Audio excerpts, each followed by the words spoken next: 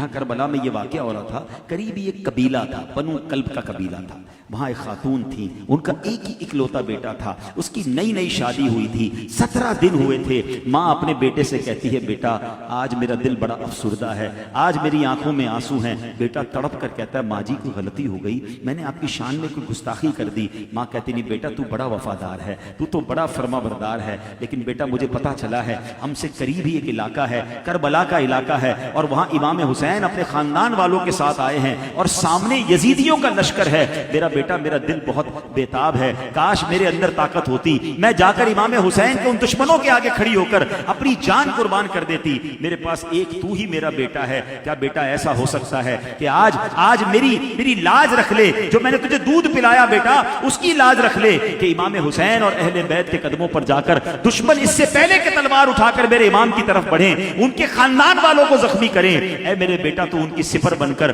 اپنے لیے اپنا سینہ پیش کر دے، اپنی جان ان کے قدموں پہ قربان کر دے۔ اللہ اکبر! جب ماں سے اہل بیت کی محبت کا ایسا پیغام اور ایسا درس ملتا ہے، اس دولہے کا نام تھا حضرت وہب رحمت اللہ تعالی علیہ۔ 17 دن ہوئے ہیں شادی کو، کہتا ہے ماں جی بالکل ٹھیک ہے، آپ نے کہہ دیا میں اہل بیت پر جان قربان کرنے کے لیے تیار ہوں، مگر مجھے تھوڑی سی اجازت دیجیے، میں اپنی بیوی کے پاس، ابھی نئی نئی شادی ہوئی ہے، اس نے میرے ساتھ امیدوں کے بندھن باندھے ہیں، اس کی بڑی تمنائیں میرے ساتھ ہیں،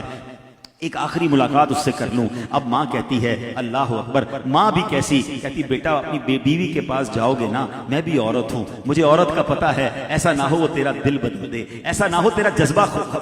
ڈائیورٹ کر دے اور اتنی بڑی قربانی سے تو بچ جائے۔ وہ کہتا ہے ماں ایسا مت سوچنا، جب آپ نے مجھے دودھ پلایا ہے، آپ نے اہل بیت کی محبت میری گٹی میں ڈالی ہے، اب آپ نے کہا تو میں نے فیصلہ کر لیا ہے، اب یہ سر کٹے گا تو امام حسین کے قدموں میں جا کر کٹے گا، بس مجھے ایک آخری ملاقات کرنے دو۔ اپنی بیوی کے پاس آتے ہیں، اپنا پلان بتاتے ہیں کہ قریب ہی ایک گاؤں میں امام حسین آئے ہیں، ہاں نبی پاک کے نواسے آئے ہیں، اپنے ساتھیوں کے ساتھ آئے ہیں، سامنے لشکر جرار ہے، تلواریں لے کر پیاسے حسینیوں کے گلے کاٹنے آئے ہیں، بس میں نے پلان کر لیا ہے کہ میں ان کی مدد کو جا رہا ہوں، ہو سکتا ہے اب ہماری ملاقات نہ ہو، اب محشر کے دن ملاقات ہوگی۔ اللہ اکبر! وہ زوجہ بھی کیسی ہے، 17 دن کی نئی نویلی دلہن ہے، کہتی میرے سرتاج اگر آپ نے فیصلہ کر ہی لیا ہے تو عمل کیجئے، بس ایک وعدہ کیجئے،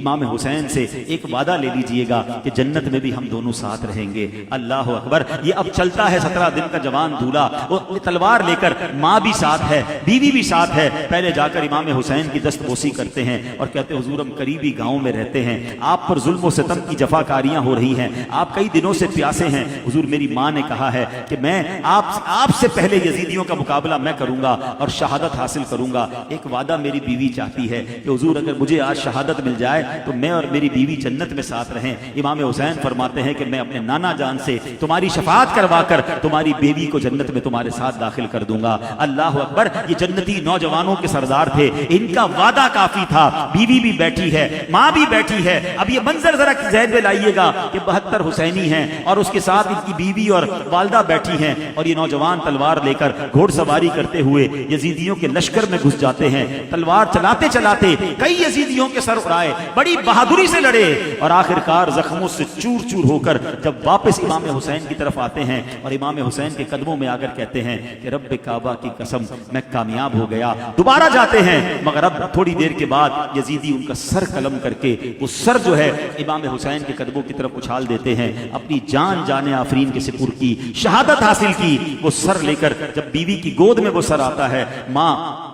چہرے سے مٹی کو صاف کرتی ہے اور بیوی اس سر پر سر رکھ کر رونا شروع کرتی ہے، اور آخرکار دیکھتے ہی دیکھتے اس کی بیوی کی روح بھی گود میں اپنے شوہر کے سر کو رکھ کے پرواز کر جاتی ہے۔ اللہ کریم ان کی شہادت کو قبول فرمائے، ان قربانیوں کو قبول فرمائے، اور یہ باتیں ہمیں بتاتی ہیں کہ محبت کی، کہتے ہیں نا کہ ہر طریقے کے لوگ ہوتے ہیں، اس زمانے میں جان لٹانے والے بھی تھے، جان لینے والے بھی تھے، سب کچھ قربان کرنے والے بھی تھے۔